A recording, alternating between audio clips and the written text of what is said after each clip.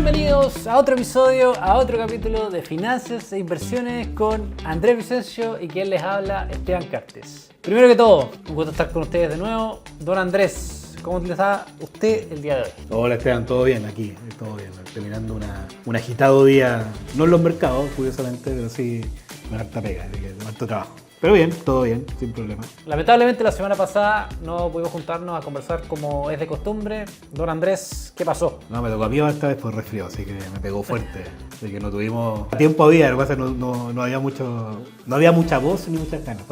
Me pegó fuerte el bicho. El tema que vamos a revisar hoy día se centra principalmente en cómo afectan las monedas en las que uno mide las inversiones para ver qué resultados tenemos al final del día en términos de retorno. Entonces, el día de hoy traemos unos gráficos aquí preparados para que revisemos en conjunto con Andrés y además le vamos a preguntar por qué pasan este tipo de cosas. Entonces, vamos para allá.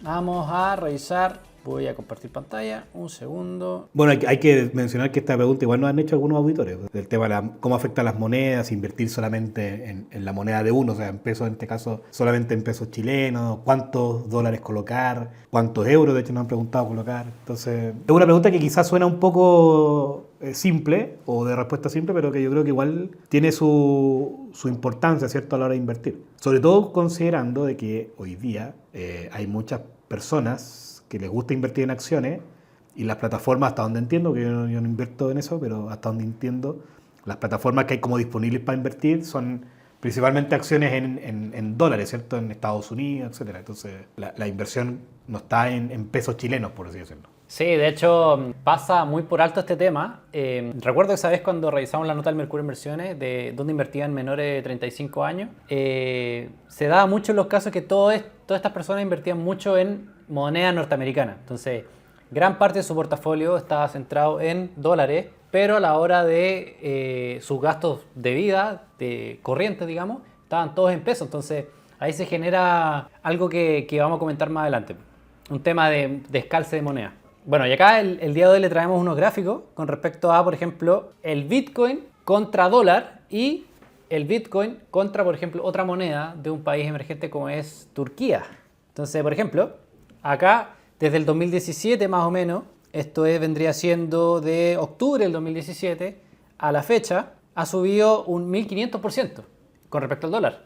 Pero por otro lado, si miramos contra la lira turca, se da un escenario completamente distinto. Entonces, desde la misma fecha subió un 13.000%. Entonces, Andrés, ¿por qué podría ser que se dan este tipo de cosas tan extrañas? Bueno, esto es por el movimiento de las monedas, ¿cierto? Las monedas, como cualquier activo financiero, ¿cierto?, también tiene un precio que se mueve, ¿cierto? O sea, las monedas relativas, ¿cierto? Como tú colocas acá, si uno asumiera que el Bitcoin es una moneda, entonces sería el Bitcoin contra el dólar tiene un movimiento, ¿cierto? El Bitcoin contra la lira turca tiene otro movimiento, etc. Y esta diferencia de 13.000 contra 1.500, ¿me dijiste? O sea, al mirarlo en lira turca, se da por la depreciación que ha tenido la lira turca hace mucho tiempo, bueno, este año, pero hace mucho tiempo, ¿cierto? Yo ahí no soy experto en países de Medio Oriente, no te voy a mentir.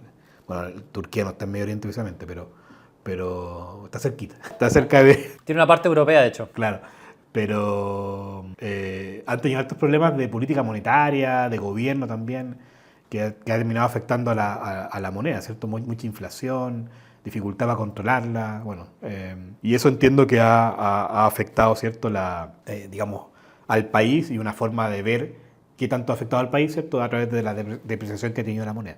Entonces, claro, cuando el turco mira su inversión en Bitcoin, en lira turca, ve este 13.000% de retorno. Porque ridículo. El Bitcoin sube, pero también porque la lira turca se deprecia contra el Bitcoin. Entonces queda mucho más alto. Es como que si uno invirtiera, supongamos que uno invirtiera en una acción americana. Y esa acción americana no se moviera nunca. Pero la moneda, ¿cierto?, el peso contra el dólar, el peso se deprecia en un 10%. Entonces, al final del periodo, el retorno tuyo en pesos, en dólares sería cero, porque la acción no se movió, ¿cierto? El precio estuvo plano siempre. Pero en pesos chilenos sería de 10% positivo, porque tu moneda, ¿cierto?, contra el dólar se depreció un 10%. Entonces, tú hubieses ganado un 10%. Aquí es lo mismo, aquí el turco que compró Bitcoin, ¿cierto? Y la lleva a lira turca, e hizo el hedge y toda la cuestión, se ganó 13.000% en liras turcas. Perdí ahí. Es lira turca. Lira turca, sí. Entonces al final igual es un poco contraintuitivo porque esto me pasaba al principio cuando yo entré a trabajar en inversiones, que era al final el tipo de cambio se mueve al revés. Como que uno diría, ok, si mi moneda se valoriza más, significa que debería tener un retorno mayor. Eso me diría la lógica, pero acá se produce justo el efecto inverso. Pero no, porque es que si tu moneda se deprecia más, si tu moneda se deprecia más, se devalúa o pierde valor, ¿cierto? Al invertir en otro activo fuera... Pero es un retorno mayor. Claro, te genera un retorno mayor. Pero eso por la pérdida de tu moneda, ¿cierto? Porque tu activo no está en pesos, o sea, si fuera en pesos chilenos, no está en pesos chilenos. Si el Bitcoin estuviese como subyacente, tuviese la lira turca, caería igual que la lira turca. O sea, al final probablemente en liras sería 1.500, por decirlo bueno, no 13.000. No sé si me explico bien. Lo que pasa es que, claro, hay gente que quizás se va a confundir con esto, pero al final la lógica que hay detrás, porque uno dice, ok, si mi moneda vale más, yo debería tener un retorno mayor, como que se debería mover en la misma línea, ¿cachai? Como en el mismo sentido.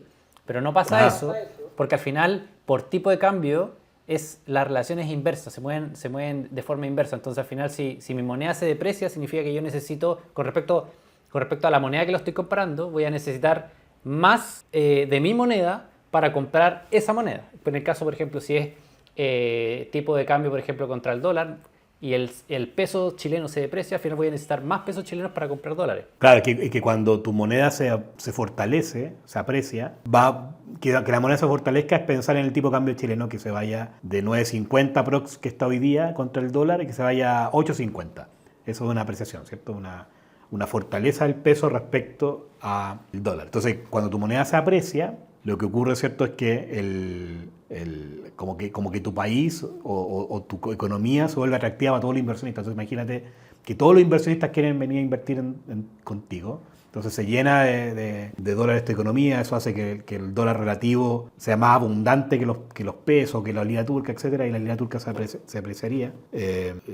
Y claro, como tus activos son más demandados, ¿cierto? Eso hace que en tu moneda tú ganes, pero que al estar invertido en otras monedas tú pierdas. Es un concepto quizá un poco más técnico de explicar, pero lo importante es que cuando uno... Yo creo que aquí la raya para la suma de este ejemplo que tú colocas ahí, es que cuando uno invierte fuera de su país, en activos fuera de su país, ya sea en renta variable, ya sea en renta fija, etc., lo importante a considerar es si en el mediano o largo plazo, ¿cierto?, uno espera que su moneda se mantenga firme contra el dólar, supongamos, o débil contra el dólar, ¿cierto? Entonces, si uno cree que la moneda se va a debilitar contra el dólar a través del tiempo, independiente de que sea mucho o poco, eso refuerza, ¿cierto?, la inversión en activos internacionales, ¿cierto? Y sobre todo si uno está invirtiendo además en activos internacionales que están con viento de cola, ¿cierto?, que van positivos. Entonces, y lo contrario, cuando uno cree que la moneda tuya se va a fortalecer respecto al dólar, ¿cierto?, independiente de cuál sea el movimiento de los activos fuera, te conviene, ¿cierto?, invertir en tus activos locales. Eso es como un corolario, ¿cierto? Ahí la dificultad está en saber si la moneda se va a fortalecer o no, pues esa es la dificultad más grande. Sí, pues, y de todas formas, y tratar de predecir movimientos de moneda es algo que ya, o sea, debería descartarse de plano, tratar de hacer ese tipo de cosas. Oye, Andrés, llevándolo a otro ejemplo, pero que está más relacionado con lo que hemos visto este año, con, por ejemplo, lo que está pasando con el dólar. Frente a monedas internacionales, pero específicamente contra el euro, por ejemplo, acá traje otros dos gráficos para mostrarle al final la diferencia de cómo podrá ser también en los retornos si es que tú inviertes, por ejemplo, en el S&P en dólares, o si eres un inversionista europeo y tú inviertes en el S&P, pero en euros. Entonces, por ejemplo acá, Year to Date, que es el YTD, es el retorno de cuánto va en el año, esto incluye dividendo, y lleva un 14,35 en dólares, pero si lo miramos en euros, un 0,95%.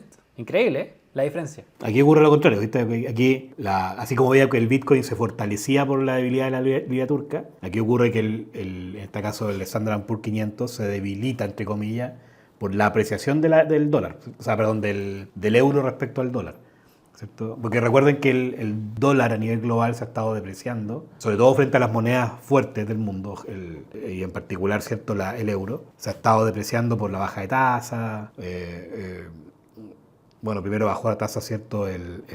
La zona euro, por los problemas que ha tenido, ¿cierto? En el tema de las tarifas, el tema de la deuda. Entonces hay un montón de variables que de alguna manera explican o han forzado, ¿cierto?, a que la moneda dólar, ¿cierto?, respecto al euro se esté debilitando, y eso se ve reflejado en la inversión. Entonces, si uno invirtió a inicio de año en el S&P 500, a la acción americana, y es un inversionista que vive en Europa, ¿cierto?, y por tanto gasta en euros, y invirtió en esta clase de activo, su inversión en euros, ¿cierto?, está prácticamente plana.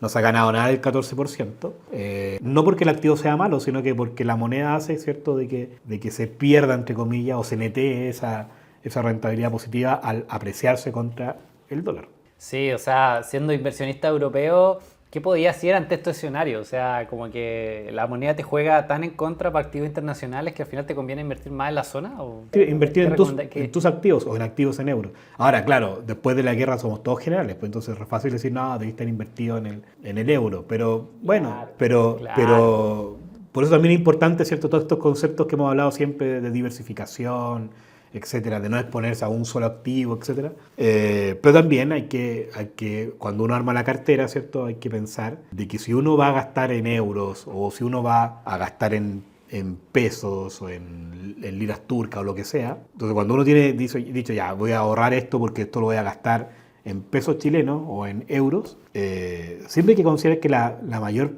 el mayor porcentaje de la cartera, ¿cierto?, está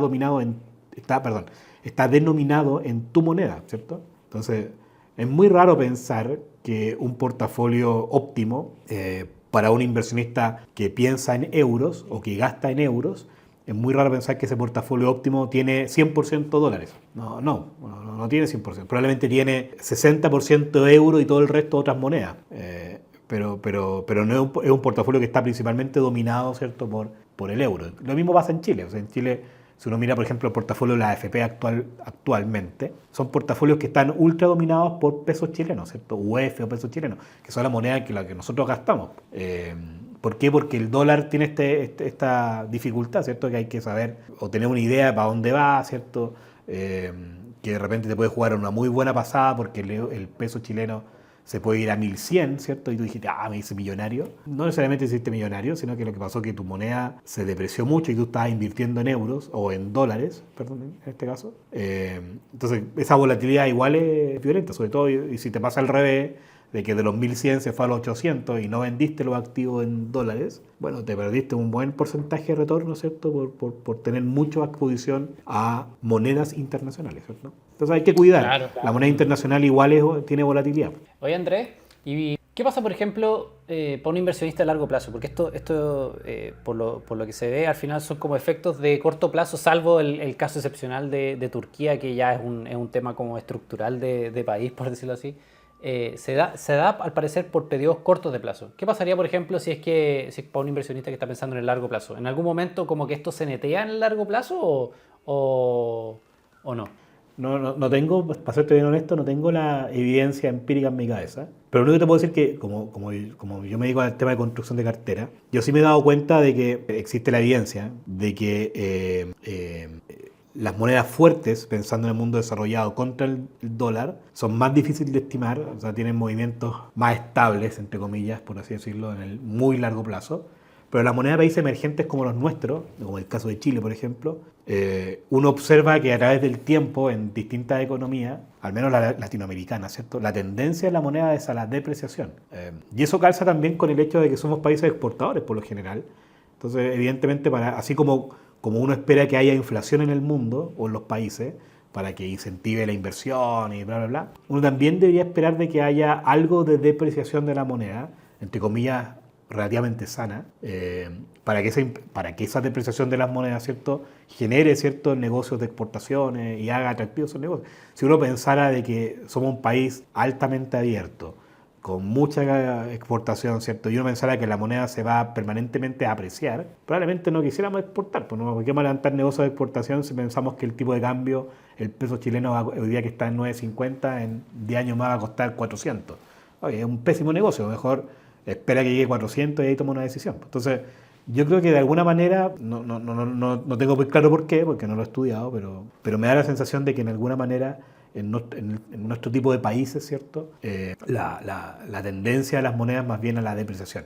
Y eso vinculando la cartera. Yo una vez vi un estudio del Banco Central, creo que estaba, o de la Católica, no me acuerdo muy bien, pero estoy hablando que un estudio hace como de 15 años atrás, donde hacían o respondían a esta pregunta de que si era más eficiente, esto respecto a la AFP. La exposición que tenían en dólares era eficiente dejarla abierta o hedgearla. Eso significa cubrir la exposición y evitar que la moneda, ¿cierto?, te juegue en contra. Y lo que este estudio encontraba era de que la cartera óptima era la que era 100% libre, o sea, no tenía nada de hedge. ¿Por qué? Porque en el largo plazo, de alguna manera, el movimiento de la moneda también es un activo de refugio. O sea, cuando el mundo le va mal, tú quieres tener dólares en la cartera y que esos dólares se expresen en tu retorno en pesos. Sabes, que la moneda se deprecie y que de alguna forma te proteja. Entonces, bueno, eso era interesante. Entonces, ¿cuántos dólares, cuántos pesos, cuántos euros tener? Bueno, no es una respuesta simple, pero yo creo que predominantemente tu moneda de gasto. Si voy a gastar en pesos, predominantemente pesos. Totalmente, yo creo que esa sería como la regla a seguir. Ahora, tampoco la idea de este análisis no es para que traten de achuntarle a la moneda, por decirlo así, con respecto a las inversiones que quieren hacer a futuro, sino que, o al comportamiento, perdón, de las monedas que van a tener a futuro, sino más que nada para que entiendan que al final tomar una decisión de invertir 100% en dólares o en tu moneda local, en la que tú gastas, sí tiene una repercusión a la hora de los retornos. Entonces, y hay que tener cuidado con esa decisión de tomar por vaca de redundancia, una decisión con respecto a la moneda, porque al final recuerdo que en algún momento conversábamos que habían clientes que te decían en el 2008 que había que tomar cierta posición con respecto a los dólares, y pasó mucho tiempo antes de que se revirtiera eso. ¿Por qué no contáis eso? No, claro, de repente uno ve que a la apreciación, ¿cierto? Que uno dice ya, quizás espero que esta cuestión rebote o cambie de tendencia, y ese cambio de tendencia no llega nunca. Yo me acuerdo que, como tú bien decías, más de alguna inversionista, no me acuerdo muy bien a qué niveles, pero siempre nos preguntaba, oye, pongámosle que ahora se vaya a 800. Decía, ya, pero ahora que está a 800 el tipo de cambio, ahora sí compro dólares porque quizás se vaya a 1100. Y el tipo de cambio sigue cayendo, sea a 700, y puede que pase mucho tiempo en que vuelva a subir, ¿cierto? Ese como tratar de achuntarle al movimiento, o apuntarle, ¿cierto? Pensando en el casino, como que si esto fuera una especie de ruleta rusa y uno pusiese la ficha, ya yo creo que eso es bien complicado. Yo creo que la moneda es uno de los activos financieros más difíciles de predecir, porque tiene mucha volatilidad Por no decir imposible. Por no decir imposible. Y además tiene la cantidad de variables que creemos que mueve esa moneda, no logran explicar, ¿cierto?, toda la variabilidad de la moneda. Entonces se hace aún más complejo. Bueno, sigamos con el siguiente tema. Esta semana ha generado mucha polémica el tema del shutdown del gobierno de Estados Unidos, que consiste básicamente en que el Congreso se pone a negociar, a pelear ahí entre republicanos y demócratas cómo hacer el financiamiento hacia adelante, y genera mucho ruido al final, porque al final, si no se llega a un acuerdo en cierto periodo, resulta que al final se genera una paralización y muchas agencias dejan de operar, y eso genera consecuencias prácticas. Entonces, ahora, ¿es tan así, don Andrés? ¿Por qué nos contáis un poquito cómo funciona el shutdown y si al final es un riesgo real o no para los mercados o para los inversionistas? Porque es algo que al final se da todos los años. Sí, casi todos los años, ¿no? Esta cuestión es como bien recurrente, que al final es como que llegáis a un nivel de deuda que como que no te permite legalmente seguir aumentando. Entonces, para que se pueda seguir aumentando la deuda, el gobierno necesita que el Congreso como que apruebe cierta o dé nuevas licencias. Es como un aumento de exceso de capacidad de endeudamiento. Claro, es como que el banco te aumentara la línea de crédito. Eso.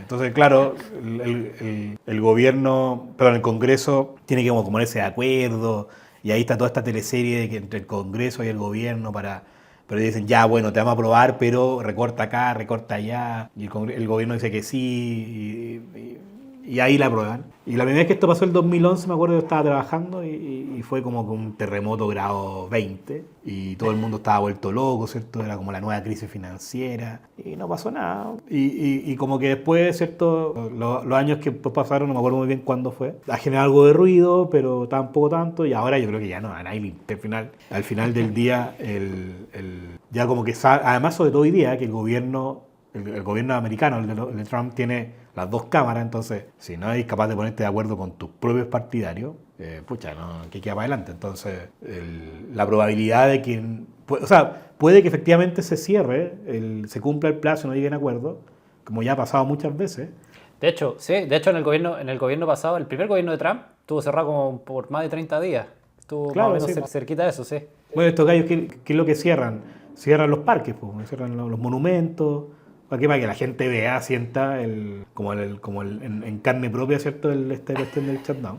No, en serio. Claro. Si es verdad que cierran los parques, cierran los museos, entonces ya no puede ir al museo en Washington, ¿cierto?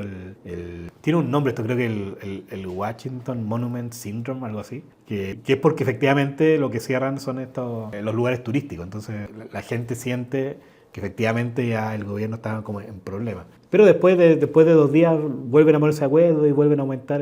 Entonces, al final es como el cuento de Pedrito y el lobo. ¿Sí? No. Yo creo que hoy día el mercado no le hizo mucho caso a esto. Desde la mañana partió algo negativo, pero después recuperó y no le dio mucho más bola. Sí, de hecho, los medios decían que este año iba a ser "This time is different", este año iba a ser distinto a otros, porque al final Donald Trump amenazaba con que iba a despedir a gente de la agencia, como ya tuvo este encontrón con el de la agencia de estadística, porque despidió a esta persona, al jefe. A esa gente no la echan. Lo que pasa es que, te insisto, si lo que hacen, y lo han hecho muchas veces, es que lo que cierran son aquellas cosas que afectan a la gente. Eso es las cosas que como para que cierran. se sienta. Sí, claro, efectivamente, para que sientan, y en teoría la idea es que lo sientan y le metan presión a los congresistas para que se pongan de acuerdo con el tema del techo de deuda. Claro, sí, no, yo también creo que al final no va a pasar nada, y yo recuerdo que todos los años cuando pasaban este tipo de cosas como que ya no le dan tanta importancia. O sea, en términos como de los inversionistas, como que al final los inversionistas o los clientes se ponían más nerviosos, noticias que se veían en la prensa, pero al final en términos prácticos al final no terminaba pasando nada. Es verdad, ya. Bueno, noticia de la semana, le salió competencia a Singular con respecto a los ETF de renta fija local. BTG... Es más barato el ETF. Tú alegaste Sí. que era muy caro y que... No, sí, de hecho lo estuve, no lo revisé en detalle, pero lo que vi era que era un punto base más barato que el de Singular. Entonces al final esperan acumular 0,24. Esperan acumular 4.800 millones de pesos a cierre de año, si no me equivoco. Pero al final, raya para la suma, se sigue expandiendo la oferta. Para mí, en mi opinión, hay poca oferta de renta fija local, así que por mi lado positivo. Por tu lado, Andrés. Sí, yo también creo que es positivo. Ahora, lo que no me queda muy claro es si este ETF, bueno, evidentemente apunta a la gente, no creo que apunte a la AFP o a inversionistas institucionales, ¿cierto? Uno pensaría que apunta más bien a competir con el depósito a plazo. Al ciudadano de pie. Claro, el ciudadano de pie como nosotros. Ahora, yo personalmente no invierto en ese tipo de cosas. No porque no pueda, ¿no? O sea, creo que no puedo, de hecho, pero... No, sí, creo que podría. Pero yo al menos soy más agresivo, entonces a mí me gustan las cosas con más pimiento. Entonces invertir en renta fija. Miércale. No, está bien. O sea, igual tengo algo de mi ahorro en renta fija porque son para ¿cómo se llama? Para gastos pronto, o sea, en un mes, 2 meses más, pero el grueso de mi inversión de APB y todo eso está invertida en full riesgo. Claro, pero tú estás pensando una vez que te jubilís. Claro que no queda mucho. No, espero que quede mucho. Pero este tipo de productos como que yo creo que está pensado en la empresa, el manejo de caja, ¿cierto? Me parece bien. Yo creo que, como te dije la otra vez, es bueno que haya competencia. Eso le abre oportunidad al mercado. Además que entiendo, porque aquí estaba mirando la noticia, entiendo que ya van con harto AUM, ¿cierto? Harto monto administrado. Eso te iba a decir, que estaba revisando la noticia también, que 4.800 es lo que ya tienen, pero esperan cerrar en los próximos 12 meses 80.000 millones. Como 80 millones de dólares, claro, aprox. Sí. ¿No es poca plata? No, yo creo que hay mercado, para eso, porque al final es harto más barato que un fondo mutuo. Vamos a ver cómo anda en rentabilidad, sí, pero dice que este ETF, no sé si será 100% igual al de Singular, porque dice que es bancario. Renta fija bancaria de alta calidad indexado a la UF. Bueno, la renta es de alta calidad, en Chile al menos. Hay bancos chicos, ¿cierto? Pero si tú pensáis en los bonos de Santander, de Banco Chile, BCI, Vice, Securities, ahora es Vice Securities, no sé cómo se llama ahora. Entiendo que mañana empieza la fusión del banco, no estoy muy seguro. Parece, no sé, ni siquiera no listo. Bueno, pero si uno piensa en ese tipo de bonos, son bonos de alta seguridad, pues, o sea, no es como en otros países, ¿cierto? Entonces... Buena clasificación de riesgo, sí. Oye, sigamos con el siguiente tema. Un amigo me comentaba hace no mucho tiempo, estaba contento con el recorte de tasa de política monetaria que se venía, si mal no me recuerdo, ahí corrígeme, en septiembre creo que hubo. En septiembre fue el último, sí, por ahí por el 9. Sí. Claro, y él me decía porque al final iban a bajar las tasas de los créditos hipotecarios. Don Andrés, ¿por qué esto no necesariamente es así? Le doy el paso. Y tú le dijiste ver el capítulo y para que te responda Andrés. Por supuesto. No, yo ahí le di una explicación, pero quiero que también... Lo comentamos la otra vez. Bueno, cuando hablamos, el capítulo que hablamos de renta fija, comentamos de que la renta fija de más largo plazo tiene también otro tipo de riesgo, ¿cierto? Hay que recordar que la renta fija, al igual que el crédito hipotecario, el que presta el dinero, entonces también se hace la pregunta, oye, este tipo, supongamos que se ha comprado una propiedad, ¿cierto?, a 30 años plazo. Entonces dice, bueno, pero usted me podrá pagar la propiedad de aquí a 30 años más, ¿o no? No. Entonces, ¿qué hacen los bancos? Bueno, miran dónde trabajas, qué patrimonio tienes, cuándo te vas a colocar tú con el valor de la propiedad, ¿cierto? O sea, si vas a colocar un 10%, un 20%, mientras más mejor, pues, pero... Y las tasas de gobierno de ese plazo. Claro, pero y además después de eso, ¿cierto? Dice ya, pues, pero si te va a prestar a 20 años plazo, bueno, ¿cuál es la tasa hoy día base o tasa guía, que es la tasa de gobierno, la tasa libre de riesgo, ¿cierto? Entonces, si la tasa de gobierno está en 4, es muy difícil que te presten en 3, no te van a prestar menos del 4, te van a prestar quizás el 4,5, o sería ya un tipo ultra, mega riesgoso, 12. Como el crédito hipotecario de Boric, digamos. Claro, el crédito hipotecario del presidente. Yo creo que ese podría quizás estar bajo de la tasa base. Pero incluso ahí tenía un buen ejemplo, porque incluso siendo presidente de la República, ¿cierto? Teniendo una estable por muchos años. Un flujo estable por mucho tiempo, etcétera, no le dan cero, no es gratis el crédito, ¿cierto? Entonces, a lo que voy es que hay algún nivel de riesgo que el banco considera y que evidentemente, ¿cierto?, no, como es de tan largo plazo, ¿cierto?, no tiene nada que ver con la tasa política monetaria. La tasa política monetaria puede que afecte un poquitito, ¿cierto?, la tasa de crédito hipotecario, pero el por qué te colocan una tasa de interés, ¿cierto?, tiene que ver con mercado, tiene que ver con riesgos tuyos, con riesgos del país, con riesgos de dónde trabajas, con un montón de variables que no tienen nada que ver con, o no son equivalentes, ¿cierto?, a la tasa política monetaria. Yo creo que lo que sí es verdad es que si uno espera que las tasas sigan cayendo, la economía se recupere más, ¿cierto? Podamos pagar la deuda, entonces como que se arma una especie de círculo virtuoso para que las tasas caigan de largo plazo, y al caer las tasas de largo plazo del país, porque el país se hace menos riesgoso, por ejemplo, también caigan, ¿cierto?, las tasas de crédito hipotecario, que fue lo que pasó hace mucho tiempo atrás. Y lo otro que ha pasado, que la gente lo ve con menos evidencia, es que también cuando tú retiras los fondos de la AFP, coartas un mercado o un inversionista, que está dispuesto a invertir en largo plazo. Porque así como uno tiene que tener una lista de variables con las que te van a medir, también alguien tiene que estar dispuesto a prestarte a ese plazo, ¿no es cierto? Y para que alguien esté dispuesto a prestarte a 30 años plazos, por ejemplo, es porque está dispuesto o porque sus planes tiene en mente, ¿cierto?, para ocupar ese dinero en 30 años, ¿cierto? Si yo puedo tener mucho dinero, pero a lo mejor no tengo intenciones de tener... O sea, yo tengo intenciones de ocupar ese dinero el próximo año. Entonces yo te prestaría, pero te presto un año, te presto a 30, porque en 30 años más probablemente no va a existir. Entonces, por eso, cuando uno destruye los sistemas de fondos de pensiones, como pasó en Chile, no es que se haya destruido, pero, o sea, al menos se le dieron un par de bombas, ¿cierto?, para dañarlo. Evidentemente, los mercados de largo plazo, que son principalmente los créditos hipotecarios, son los más perjudicados, porque los inversionistas tipo AFP, las compañías de seguros, pero también principalmente la AFP, son los principales inversionistas interesados en ese tipo de plazos. Entonces, no son los bancos lo hacen sí, pero a través de las mismas AFP, o con plata de las mismas AFP.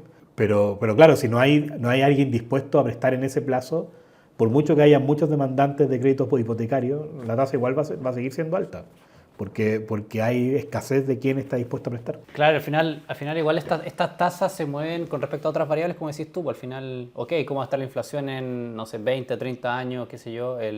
Este plazo extra en el tiempo, o sea, tiene que ofrecer una tasa mayor también para compensar ese riesgo de lo que va a pasar en muchos años, que uno no sabe lo que puede pasar. Y por otro lado también lo que tú decís de la deuda, o sea, si Chile empieza a mejorar, por ejemplo, el endeudamiento que tiene, Las clasificadoras de riesgo van a empezar a ajustar sus perspectivas para esa, lo riesgoso que es esa deuda, y al final eso se traduce necesariamente quizás en tasas más bajas. Entonces, y de ahí empieza a todo a cuadrar. O sea, al final el crédito hipotecario se va a mover en función de esa tasa, por lo tanto, si esa tasa se mueve hacia abajo, los créditos hipotecarios se van a mover hacia abajo. Pero al final tiene que ver con muchas otras cosas que no necesariamente tienen que ver con la tasa de política monetaria, que es la tasa corta, o sea, la de más corto plazo. Y por otro lado, tiene que ver también por oferta y demanda quienes compran este tipo de deuda. Por ejemplo, en el caso de la AFP y las compañías de seguro. O sea, si por ejemplo en algún momento, como tú bien decías, se dañaron a la AFP porque les obligaron a liquidar activos, las AFP tienen que salir a liquidar, pero en cierta forma estos son los principales demandantes de esta deuda. Entonces, si en algún momento tienen menos dinero, o sea, quizás van a tener menos posibilidad de comprar bonos del gobierno, por ejemplo. Son los principales oferentes. Claro. O sea, el demandante Claro, el individuo que es el crédito hipotecario. Pero los oferentes son las AFP, principalmente la AFP. Pero yo me refiero pensando, por ejemplo, que el gobierno sale a emitir deuda, son principales, y como es a largo plazo, quienes tienen que cuadrar necesariamente los plazos van, por ejemplo, la AFP y las compañías de seguro a invertir en esa deuda. Porque al final les sirve invertir a largo plazo, porque al final el horizonte del cotizante que invierte, o sea, o forzosamente invierte, digamos, al final necesita que se cuadren esos plazos de inversión. Entonces, al final, como que ahí va cuadrando, pero no necesariamente tienen que ver con las tasas cortas. Exacto. Así que eso, ¿estamos? Estamos, sí. En honor al tiempo, nos tenemos que despedir. No mencionamos que estábamos grabando un martes 30 de septiembre a las 6 de la tarde, pero bueno, aquí estamos. Dando la cara para ustedes, nuestros queridos auditores que nos escuchan semana a semana. Así que, don Andrés, ¿algunas palabras para eso? No, nada, agradecer como siempre y dar las gracias por todos los feedback que nos han llegado. Así que, nada, pues espero que tengan una buena semana y que los mercados sigan positivos. Sí, ojalá se vengan más recortes, ojalá los mercados les siga yendo bien, porque este año ha sido bastante bueno, la verdad. Así que eso, pues, nos estamos viendo la próxima semana. Un gustazo, nos vemos. Chao. Nos vemos, que estén bien. Chao.